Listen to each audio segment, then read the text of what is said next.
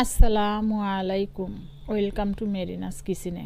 প্রিয় ভিউয়ার্স, ভাই ও বোনেরা, আপনারা কেমন আছেন? আপনাদের সুস্বাস্থ্য মঙ্গল কামনা করে শুরু করছি আমি আজকের ইউনিক একটি রেসিপি। আর এই ইউনিক রেসিপিটা হচ্ছে মিষ্টি পরোটা। আর এই মিষ্টি পরোটা বানাতে কি কি লাগবে চলেন দেখে নেই। এখানে মিষ্টি পরোটা বানানোর জন্য লাগছে আমার এখানে 2.5 কেজি মিষ্টি আলু আমি সেদ্ধ করে নিয়েছি। আর এখানে লাগছে 250 গ্রাম খাঁটি গরুর দুধ, সাথে দিয়ে দিলাম গরম পানি, দিয়ে দিলাম 250 গ্রামের অর্ধেক গুঁড়ো দুধ, দিয়ে দেব সামান্য পরিমাণ লবণ, তারপরে দিয়ে দেব সয়াবিন তেল 4 চামচের 1 চামচ, তারপরে দিয়ে দেব 3 চামচ 4 চামচের 3 চামচ চিনি, তারপরে দিয়ে দেব 4 চামচের 1 চামচ ইস্ট, দিয়ে গুলিয়ে নেব। গুলিয়ে নেওয়া হয়ে গেলে আমি এর মধ্যে দিয়ে দেব আটা। আমি 1 কেজি প্যাকেটের 3 ভাগ আটা নিয়েছি। সেই আটা দিয়ে ভালো করে ছেনে আমি এই ছানা আটা পুরো 1 ঘন্টা ঢেকে রেখে দেব।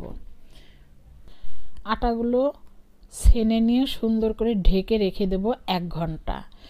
চলেন এখন আলুগুলো যে সেদ্ধ করলাম সেই আলুগুলো সেদ্ধ হলো কিনা দেখে নেই।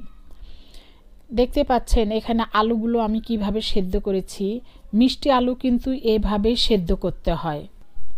পানিতে চুবিয়ে যখন আলু সেদ্ধ করবেন সেই আলুটা কিন্তু প্যাচপ্যাচে হবে, খেতে মোটেও ভালো লাগবে না। আলুটা গুঁড়া করবেন তাতেও প্যাচ মানে কেমন যেন একটা পানি ভাব থাকবে। আর আলুটা যখন শুকনো সেদ্ধ করে নেবেন দেখবেন আলুটা ভুরভুরা হবে। সে আলুটা এমনিতেও খেতে মজা লাগবে, আবার ফির আলুটা গুঁড়া করলে দেখবেন ভুরভুরা হবে, দেখতেও ভালো লাগবে, আবার খেতেও মজা লাগবে, কোনো কিছু তৈরি করতেও ভালো লাগবে।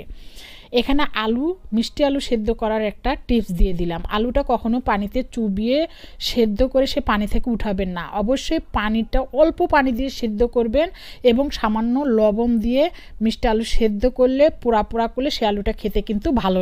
আপনারা দেখতেই পেলেন আমি এর মধ্যে গুঁড়ো দুধ আর চিনি ব্যবহার করেছি। গুঁড়ো দুধ দিয়েছি 1 কাপ আর চিনি দিয়েছি 1.25 কাপ দিয়ে ছেনে নিয়েছি। এটা দেওয়ার অর্থ হচ্ছে আমার আটাটাও মিষ্টি হবে আবার আলুটাও মিষ্টি হবে। এর নামই হলো মিষ্টি পরোটা। দেখতে থাকুন। আর 1 ঘন্টা পর ফেরত আসলাম আটার কাছে। 1 ঘন্টা পর দেখতে পাচ্ছেন আটাগুলো কতটা সফট হয়ে গিয়েছে। আটাগুলো আর একটু মথে নেব। মথে নিয়ে চলেন এখন আমরা ঠিক এর আগে আমি যে আলুর পুরি করেছিলাম ঠিক ওইভাবে বানিয়ে নিতে হবে। আর এখানে আমি কার উপরে এই আলুটা তৈরি করছি জানেন? আমি একটা গ্লাস কেটে নিয়েছি আমার শুধুই রুটি বানানোর জন্য, কারণ আমি পিড়া বেলুন ব্যবহার করি না।